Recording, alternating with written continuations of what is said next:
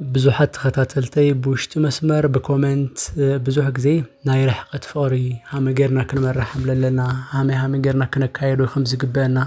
ወይ ለለ ኣብ ምንታይ ሃም ነጋገ ኣለና ኣብ ምንታይ ሃም ዝኾነ ችግርና ክትነግረና ደሊና ምናምን ልበልኸና ናጓላት ለማዓንቲ ተኣኪብክን ክትሰምዓኒ ይደሊ ምክንያቱም ብዙሕ ጽንዓት ገይረሉ የነዊሕ ግዜ ወሲዳ ለይመለስኩልከን ሎንግ ታይም በተለይ ሓደ ሓደ ከም በተደጋጋሚ ምናምን ላረእኹዎ ሃም ሊረኽዎ ጸጥ ልበልኹ ንሽተይ ግዜ ከወሲዳ ከጽንዓልክን ስለልደለኹ ጀስት ምሳይ ክትሆን አይደልያ ሰላማት ኮራት ተኸታተልተይ ለማዓንቲ ለሃምቲ ልሙድ ለፍቕራዊ ህይወትክን ክጠቅም እዩ ለለ ሓሰብኽዎ ሓሳብ ሒዘልክን መጽየኒኹ እዚ ቪድዮ እስካዕ መጨረሻ በመከታተል ካብዚ ቪድዮ ተረብሕ ትልክትኾና ግብዣ እዩ ለዚ ቻናል ሓደሽቲ ልኾንክን ግን እዚ ቻናል ሰብስክራይብ ላገበርክን ቤተሰብን ክትኾና ሁል ግዜ በደለቆ ፍቕራዊ ሓሳባት ልክትጠቀማ ግብዣ እዩ ለማዓንቲ ሒዘልክን ለመጻኹ ሓሳብ ኣብ ርሕቀት ፍቕሪ ትጋገዮ 5 ጊጋ ክነግረክን እየ ማለት ብርሕቀት ፍቕሪ በመስራት ችግር የውሊ ብርሕቀት ኮይንካ ፍቕሪ ይመስረት ዶ አቁም ነገር ይበጽሕ ዶ 100% ይበጽሕ እዩ ማለት ኩልና ከከም መልክዕና ፐርሰናሊቲና ስብእናና ይፈላለ እዩ ወይ ድማ አመለኻኸታና እይታና ምናምን ይፈላለ እዩ ነገር ግን ሓደ እርግጠኛ ክትኾን ወልደል ነገር ታዩ ኣብ ርሕቀት ፍቕሪ ኮይንካ ህይወት ይምራሕ እዩ ፋይናሊ በሓደ ይኸውን እዩ ፋሚሊ መስረት እዩ ቤተሰብ መስረት እዩ ቆልዓ ይውለድ ኤቭሪቲንግ ይኸውን እዩ ግን አካይዳና ፕሪንሲፕል ግን እንይሆ ስለዚህ ዘሓፍተይ ኣብ ርሕቀት እንድሕራሃልይ ወይ ድማ ኣብ ኢትዮጵያ መስለሎ ወይ መስሓብ ኣብ ዛሃገር መስለሎ ስኻብ ስደት እንድሕራሃልይ ሪሌሽን ክትመስርት እንድሕር ተሓሲብ ኮይንኺ ወይ ለለ እንድሕር መስሪት ኮይንኺ ከይረፈደ ክትወግድ እዮም ዝግበአክ ነገራት ክነግረክ እያ ናመጀመርያ ጌጋ ክነግረክ ኣብ ጥቕሚ ዝተመስረተ ሪሌሽን ወይ ደግሞ ፍቕራዊ ህይወት መመስራት እዚ እቲ ብጣዕሚ ሕማቕ ልበሃልን እቲ ሪሌሽንኩም ካብ ልጎደ እቲ ብጣዕሚ በቃ መጽልእ ልበሃል ነገር እዩ ተረዲኪ እስኻ ኣብ ስደት ነይኺ ኣብ ደገ ነይኺ እሱ ኣብ ዝኒሆ ካው ለኾነ ግዜ ተሰድሉ ቅርሺ ለኾነ ግዜ ለኾነ ስጦታ ትብዮ ምናምን ነገር በቃ እስኻ ኣብ ደገ ስለለለኽ እስኻ ወጻእ ስለለለኽ እስኻ ኣብ ስደት ስለለለኽ ብቻ እስኺ ሁል ግዜ ክትሰዲ ግዴታ ተገይሩ እንድሕር ተወሲዱ ኮይኑ ኣብ ሪሌሽን እዚ በቃ ብጣዕሚ ሮንግ እዩ ክነግረኪ ኣይኾነ ለፍቕረኛ ኻ ለመጻ መድኻዋይ አዚስ ታይም ለፋሚሊ ኻኳ መስደድ ግዴታ ኣይኾነ ተረዲኪ በቃ ፋሚሊ ስለልኾኑ ሕሊናኻ ስለለገድደካ ትሕግዝ ስለልትደሊ ኢኻ ትሕግዝ እምበይ ኢቭን ለፋሚሊ ግዴታ ኣይኾነ ዩ ሲ ስለዚ እዚ ግዴታ እንኳን እንድሕር ለይ ኮይኑ ገና ናጋንግሁ ትቕጽሉ ዲኹም አይ ትቕጽሉ ለይተፈለጠ ሪሌሽን ካብ ከዚ ጀሚርኺ ሁሉ ጉልበት ሁሉ ኢነርጂ ሁሉ ኃይልኺ ሁሉ ዕድመኽ ላሰራሕኺ ላብ ኢትዮጵያ ስጦታ ወይ ደግሞ ላብ ሓበሻ ውህብቱ ላብ ምናምን ስጦታ እዚ ነገራት ብምግባርኺ ክነግረኪ ሓላፊነት ልክውስኽ ኣብ ህይወትኺ እዚ ልጀመርኽዮ ነገራት እንድሕር አቋሪጽ ድማ ጀጅ ልክትግበሪ ለምን ሌላ አኻተለይኮ ፍቕራ ስለልጎደለ እዩ ስለልደበርኽዋ እዩ ኢሉ ልክ ሓስብ ይኽትገብር ክነግረኪ ስለዚህ ኣብ ጥቕሚ ልተመስረተ ነገር አይቲ ፍቕራ ኣይትመስርቲ ኣብ ጥቕሚ ልተመስረተ ህይወት ኣይትመስርቲ እዚትና መጀመርያ ጌጋይ እቲ መበል ካልኣይ ለለ ብዘይ ምንም ወይ ደግሞ ምንም ዘይረኸብኺ ነገር ግን ብስምዒትኺ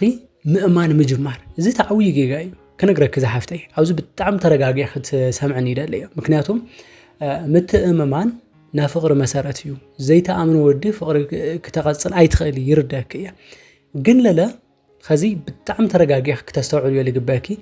እስኺ ብጣዕሚ ኣብ ለፍቅር ኸዮ ሰዓት ብጣዕሚ ፍቕሪ ኣብ ለሓዘክ ሰዓት በቃ ካብ ስምዒት ከተላዓልኺ እቲ ሰብ ይእመን ድዩ ኣይእመን ብለየገድስ ተኣምኑ ኢኺ ተረዲኪ ንሽተይ ልናገሮ ንግግር ሃም ዓብዩ ትርእዮ ኢኺ እዚ ግን ካብ ስምዒት ከተላዓልኺ እዩ እምበይ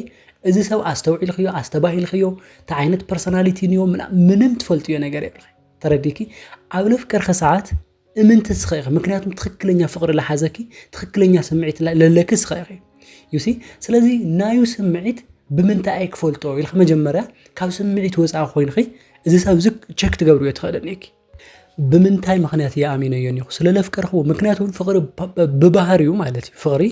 በቃ ይኣምን እዩ ፍቕሪ ክትብድል ተለኻ ምናምን ኣይቆጽረልኻይ በቃ ሃም ዓይነት ፐርሰናሊቲ ልክህልየካ ይልገብረካ ተረዲኪ ኣብዚ ግን ካብ ስምዒት ወፃእ ኮይንኺ እዚ ሰብ ዝስ ብምንታይ ይኣሚነሉ ኢልኺስ 1 2 3 ኢልኺ ልውሽጢ ክትነግርሉ ነገር ከለይክ ክኸልን እዩ ማለት ህይወት ማለት ቀልድ ኣይኾነ ግዜኽ ማለት ቀልድ ኣይኾነ ሓፍተይ እዚ ዓውይ ጨዋታ አውዚ እዩ እዚ ዓውይ ጌም በቃ አውዚ እዩ ዝሓፍተይ ክነግረኪ በቃ ስለለፍቅርኽዮ ብቻ ስለልፎተኸዮ ብቻ ወይ ለለ በቃ ጽቡቕ ስምዒት ስለለለኪ ወይ ቆንጆ ስለልኾነ ወይ ምንጋር ስለዝኽእል ወይ ለለ በቃ ብልኾነ ወይ ስለልማረኸክ ብቻ በቃ ከእመንን ይኸው ማለት አይኾነ እዚ ናይ ርሕቐት ፍቕሪ እዩ ዝሓፍተይ ክነግረኪ ኣብ ጎኒ ክትሃልዩ ተኸታቲልክ ምናምን ነገር ርኢኺ ለይመስለክ ነገራት ርኢኺ ካብለ ትጋነት ኣለኹም ክሐጉሰኪ ይኽእል ዶ ኣይኽእል ዶ ምናምን ነገር ቸክ ጌርኺ ናብ ባዕልኺ ውሳነ ትውስን ኢኺ ተረዲኪ እዚ ግን ርሕቐት ፍቕሪ እዩ እና ዝሓፍተይ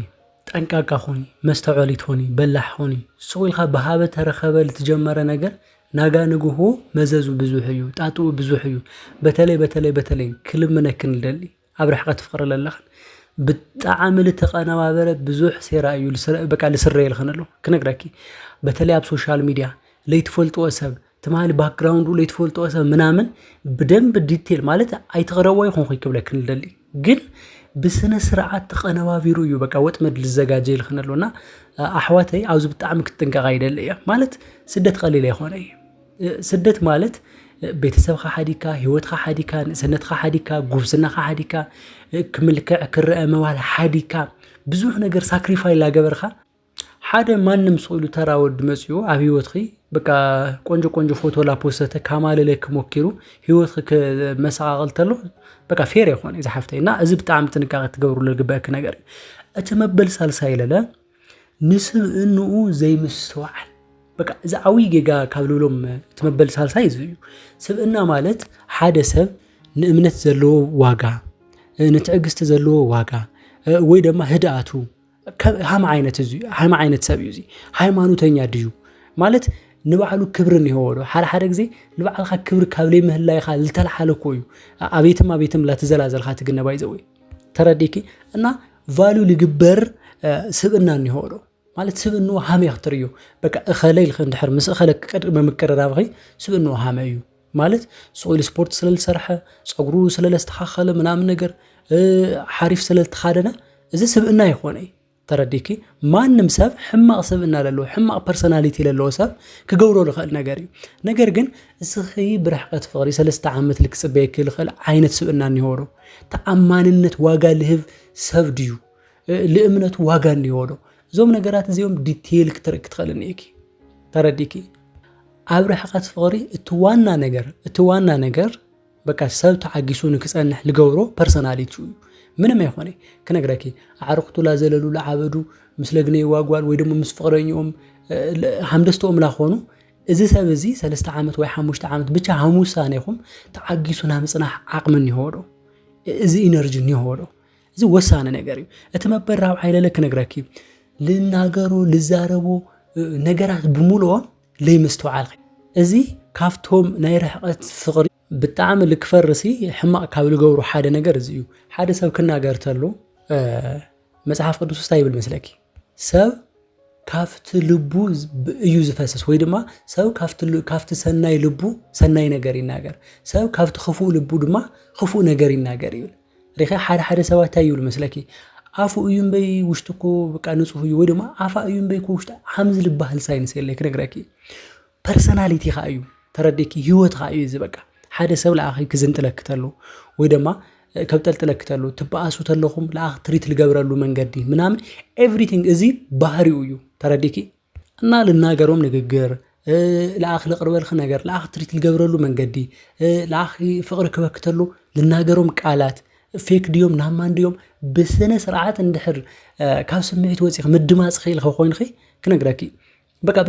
ብጣዕሚ እዚ ሰብ እዚ ትፈልጡ ያኺ ክነግረኪ ሃም እርግብ ለዋህ ቡልክ ድማ ሃም ተመን ንሽተ ጉረህ ልበለት ጓል ሆኒ በቃ ሶ ለዋት ሆን ማንም ሰው ላተጫወተው ለኺልካ ተረዲክ ሁሉ በመጠኑ ባላንስ እንድሕር ገርኸ ግን ለህይወትኺ ልጠቅም ነገር ትገብርልህ ማለት እዩ ስለዚህ ሓፍተይ ክትጉድእ ስለላይደሊ